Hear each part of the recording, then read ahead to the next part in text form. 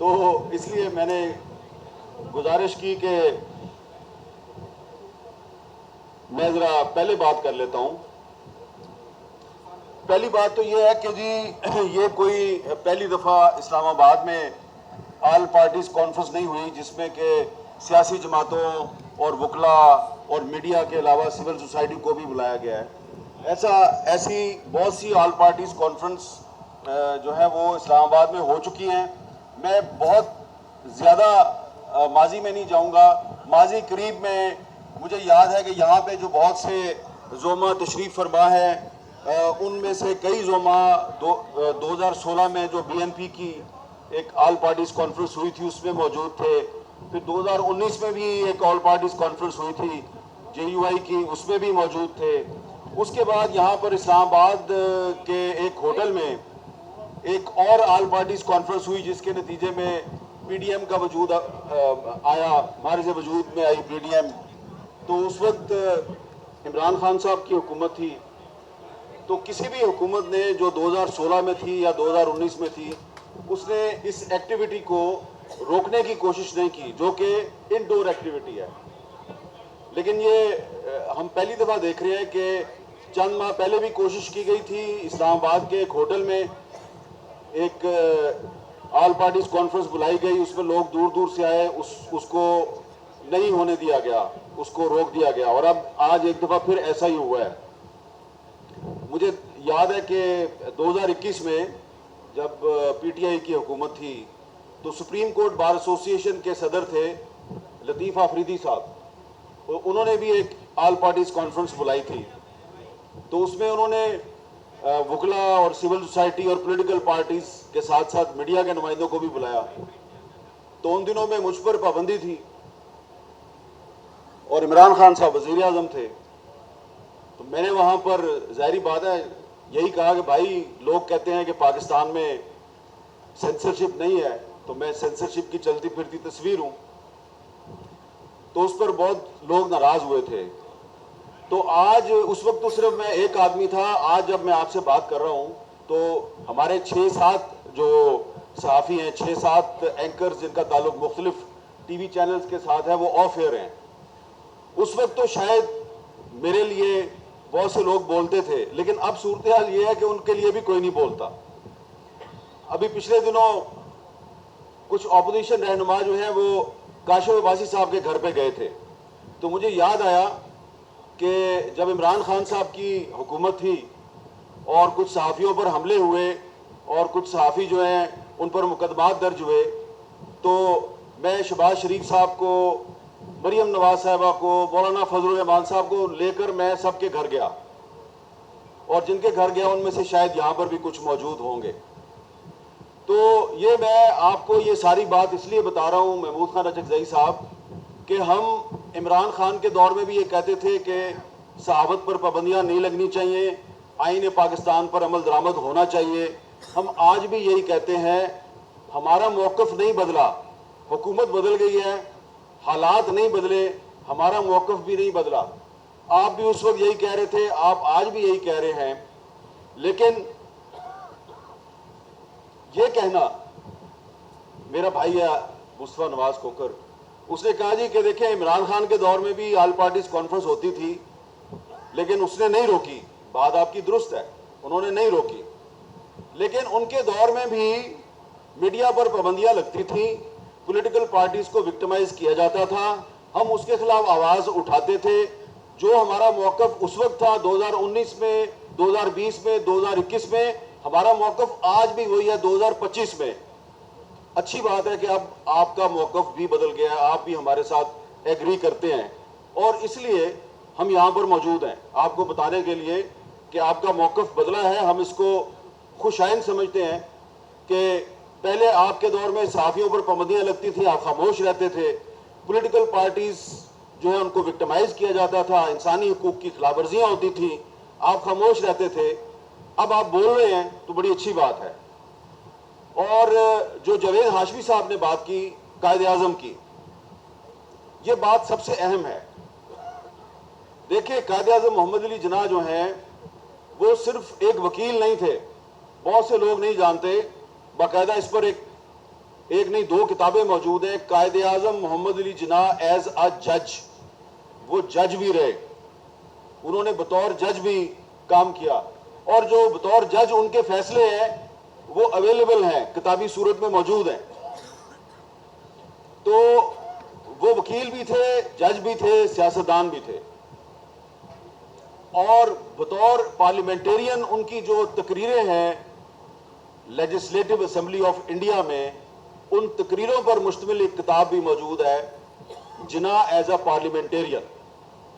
جتنی بھی باتیں ابھی محمود خان نجکزئی صاحب نے اور جاوید ہاشمی صاحب نے کی ہیں، یہ باتیں صحیح ہیں یا غلط؟ ظاہری بات ہے حکومت کہے گی غلط باتیں ہیں. تو میں ان کو ریکویسٹ کروں گا کہ دو کتابیں نکال لیں آپ، قائد اعظم محمد علی جناح ایز اے جج، قائد اعظم محمد Ali Jinnah as a parliamentarian.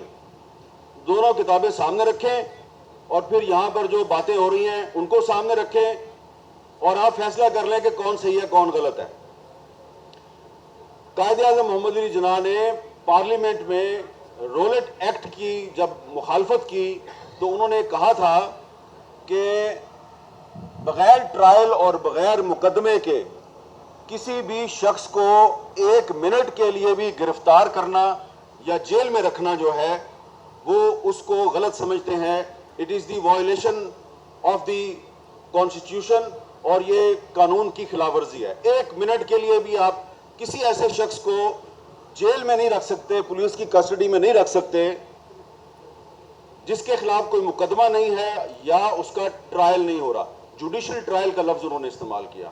اب آپ مجھے بتائیں کہ اس وقت جو ہماری عدالتیں ہیں ان کے پاس ایسے کئی مقدمات ہیں کہ جس میں جو ملزم ہے وہ پولیس کی کسٹڈی میں ہے، اس کے خلاف مقدمہ ہی نہیں ہے یا اس کو لاپتہ کیا ہوا ہے. بندہ گرفتار پہلے ہوتا ہے، اس کے خلاف مقدمہ بعد میں قائم ہوتا ہے. تو وہی قائد اعظم جو ہے انہوں نے جو پریس ایکٹ آف انڈیا تھا اس کے خلاف بھی تقریر کی. نہ صرف یہ کیا بلکہ 124A سیڈیشن، بغاوت، اس کے تحت کچھ صحافی ہیں ان پر مقدمات درج کیے انگریز سرکار نے، وہ ان کے وکیل بن گئے اور ان کی وکالت کی.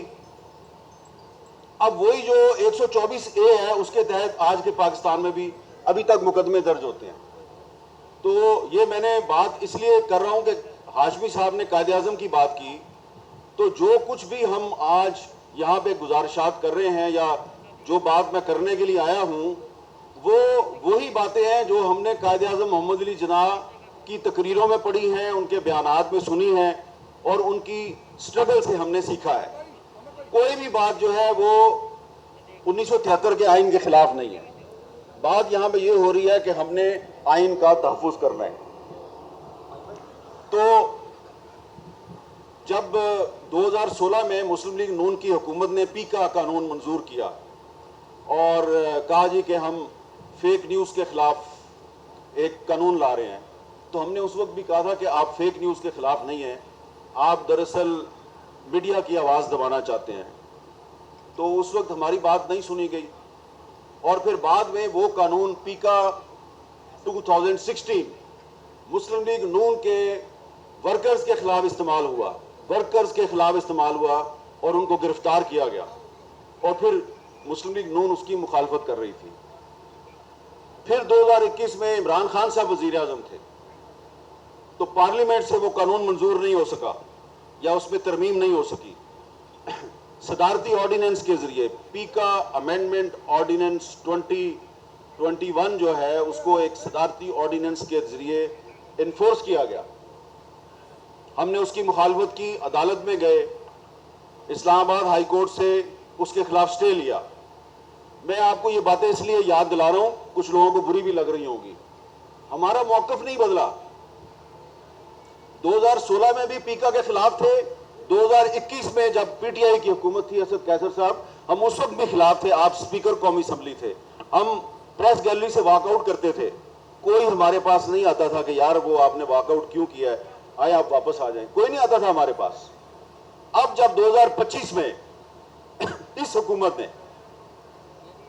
شہباز شریف صاحب کی حکومت نے اسی پیکا قانون کو مزید سخت کر کے ایک ایکٹ آف پارلیمنٹ بنایا اور کوئی اس پہ ڈیبیٹ نہیں کرائی، تو ہم نے ان کو یاد دلایا کہ جناب وزیر اعظم صاحب جب 2021 میں عمران خان کی حکومت نے یہ قانون جو ہے اس کو آرڈیننس کے ذریعے نافذ کیا تو ہم نے پارلیمنٹ ہاؤس کے باہر احتجاج کیا, ہم نے کیمپ لگایا.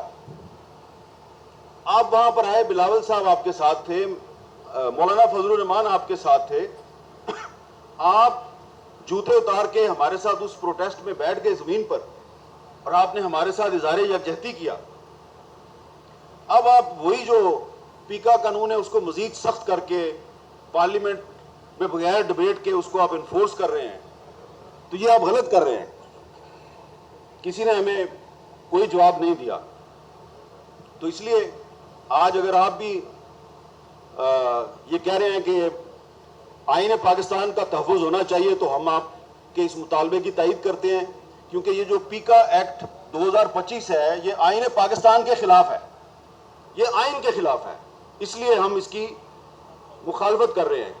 اور یہ جو اس وقت پاکستان میں فریڈم آف پریس, آزادی اظہار پر جو پابندیوں کی صورتحال ہے وہ کتنی خراب ہے, حکومت نہیں مانتی. تو آج کل حکومت یہ کہتی ہے جی کہ یہ جو امریکہ والے جو کہتے ہیں وہ بہت صحیح کہتے ہیں, یہ جو برطانیہ والے کہتے ہیں وہ بہت صحیح کہتے ہیں, جو یورپ والے کہتے ہیں وہ بہت صحیح کہتے ہیں. تو پیرس میں, فرانس کا دارالحکومت پیرس ہے, وہاں پر ایک تنظیم ہے رپورٹرز وداؤٹ بارڈر, وہ ہر سال ایک ورلڈ پریس فریڈم انڈیکس جاری کرتے ہیں. اور وہ جو ورلڈ پریس فریڈم انڈیکس ہے اس میں رینکنگ ہوتی ہے پریس فریڈم کی. تو پچھلے سال 2024 میں ان کی رینکنگ آئی تو پاکستان کا نمبر تھا 152, 152. ابھی 2025 میں جو ان کی رینکنگ آئی ہے تو پاکستان 6 پوائنٹ گرا ہے, 158 نمبر پہ چلا گیا. یہ بہت ریئر ہوتا ہے, یہ جو فلکچویشن ہوتی ہے نا پریس فریڈم انڈیکس میں, 1 پوائنٹ 2 پوائنٹ زیادہ سے زیادہ 3 پوائنٹ ہو جاتی ہے. پاکستان اکٹھا 6 پوائنٹ نیچے گیا ہے. اور اس کے ریپرکشنز بھی ہیں. یورپی یونین جو ہے اس نے جو آپ کو جی ایس پی پلس سٹیٹس کے لیے جو آپ کو کچھ انہوں نے فیسلٹیز دی ہوئی ہیں, آپ پر انہوں نے امپورٹ ڈیوٹی جو ہے وہ کم کی ہوئی ہے, اس میں ایک یہ بھی ہے کہ آپ نے پریس فریڈم کا تحفظ کرنا ہے. تو یہ جو ورلڈ پریس فریڈم انڈیکس میں پاکستان 6 درجے نیچے گرا ہے, یہ دراصل پاکستان کا جو انٹرسٹ ہے یہ اس کو خطرہ پیدا ہوا ہے. اور صورتحال یہ ہے, یہاں پہ بلوچستان کے اور خیبر پختونخوا کے اور سندھ کے دوست بھی موجود ہیں, وہ اچھی طرح جانتے ہیں کہ وہاں پر جو صورتحال ہے وہ آپ ٹی وی کی اسکرین پہ نہیں دیکھ سکتے, آپ کو نظر ہی نہیں آئے گا. اگر میں رپورٹ کروں گا, یہاں پہ جو بہت سے رپورٹرز آپ کو نظر آ رہے ہیں وہ رپورٹ بھی کریں گے تو وہ نشر نہیں ہوگی. تو یہ پریس فریڈم کا حال ہے. تو میں صرف یہ یاد دلاؤں گا کہ یہ صرف 2021 یا 22 میں جو وعدے کیے تھے مسلم لیگ نون نے اور پیپلز پارٹی نے ہمارے ساتھ, صرف وہ وعدے پورے نہیں کرنے بلکہ اس سے بھی بہت پہلے وعدے ہوئے تھے. 2010 میں گوادر میں وفاقی حکومت اور چاروں صوبائی حکومتوں نے ایک اجتماع منعقد کیا تھا جس میں NFC ایوارڈ جو ابھی تک چل رہا ہے اس پر اتفاق رائے ہوا. تو ہم بھی گوادر گئے. اس وقت شہباز شریف صاحب چیف منسٹر پنجاب تھے, یوسف رضا گیلانی صاحب پرائم منسٹر تھے, اور رئیسانی صاحب جو ہیں وہ چیف منسٹر بلوچستان تھے, اور بھی تمام صوبوں کے چیف منسٹر وہاں پر موجود تھے. سب نے بیک وقت, کیمرہ آن تھا, مائک میرے ہاتھ میں تھا, وزیر اعظم اور چاروں چیف منسٹرز نے یہ وعدہ کیا تھا ہمارے ساتھ کہ جب یہ اقتدار میں آئیں گے, بلکہ اس وقت اقتدار میں تھے, تو انہوں نے کہا ہم اگلے کچھ عرصے میں جو لاپتہ افراد کا مسئلہ ہے اس کو حل کریں گے. تو وہ 2010 تھا, اب 2025 ہے, وہ مسئلہ بھی حل نہیں ہوا. تو اس لیے میری آپ سے گزارش ہے کہ پاکستان میں آزادی صحافت کی جو صورتحال ہے اور جو آئین کی خلاف ورزی ہو رہی ہے بہت سے معاملات میں ہو رہی ہے, لیکن یہ جو انلیگل ڈیٹینشنز ہیں, انفورس ڈسپیرنسز ہیں, یہ تو ڈائریکٹلی آرٹیکل 10A کی خلاف ورزی ہے. اور اس میں ہمارے جو بہت سے صحافی ہیں, دوست ہیں, کولیگز ہیں وہ اٹھائے جاتے ہیں. جب اٹھائے جاتے ہیں تو اس سے پہلے وہ بہت کچھ بول رہے ہوتے ہیں, جب وہ واپس آتے ہیں تو پھر ان کی زبان کو تالا لگ جاتا ہے. تو یہ ایک آزادی صحافت کے لیے بھی بہت بڑا خطرہ ہے. اور اس کے علاوہ جو غیرت کے نام پر قتل ہے, یہ بھی ایک بہت بڑی خلاف ورزی ہے آئین کی. ان معاملات پر آپ کو یہاں پر قراردادیں منظور کرنی چاہیے. اور آخر میں صرف یہ گزارش ہے, تاریخی تناظر میں بات کر رہا ہوں کیونکہ یہ تحریک تحفظ آئین کے پلیٹ فارم سے آل پارٹیز کانفرنس ہو رہی ہے. یہاں پر میں صرف ایک تاریخی تناظر میں ایک بات کرنا چاہتا ہوں کہ یہ جو 1973 کا آئین ہے, اس میں ابھی بھی بہت سی امپروومنٹ کی گنجائش ہے. لیکن جس نے اس آئین کے ساتھ کھلواڑ کیا, جس نے اس آئین کی خلاف ورزی کی, خواہ وہ کوئی ملٹری ڈکٹیٹر تھا یا سویلین حکمران تھا, اس کا انجام اچھا نہیں ہوا. نام میں نہیں لیتا, آپ اپنے آپ سے پوچھ لیں. جو آئین پاکستان 1973 کی خلاف ورزی کرتا ہے, اس کو توڑتا ہے, اس کی وائلیشن کرتا ہے, تو فوری طور پر اس کے ساتھ کچھ نہیں ہوتا. اس وقت وہ سمجھتا ہے میں بڑا مضبوط ہوں, میرا کوئی کچھ نہیں بگاڑ سکتا, جیسا کہ اس وقت بھی یہی صورتحال ہے. لیکن وقت گزرنے کے ساتھ ساتھ اس آئین میں اللہ تعالیٰ نے پتہ نہیں کون سی طاقت ڈالی ہوئی ہے, یا اس آئین میں پتہ نہیں ایسی کون سی آرٹیکلز ہیں جن کی وجہ سے اس آئین میں کوئی ایسی طاقت ہے کہ جو اس کے ساتھ کھیلتا ہے, اس کی توہین کرتا ہے, وہ عبرت کی مثال بن جاتا ہے. نہ صرف عوام میں بلکہ تاریخ میں عبرت کی مثال بن جاتا ہے. اور کیوں بنتا ہے یہ آپ کو وکلا حضرات بنائیں گے. مجھے دیجیے اجازت. اللہ حافظ, بہت شکریہ.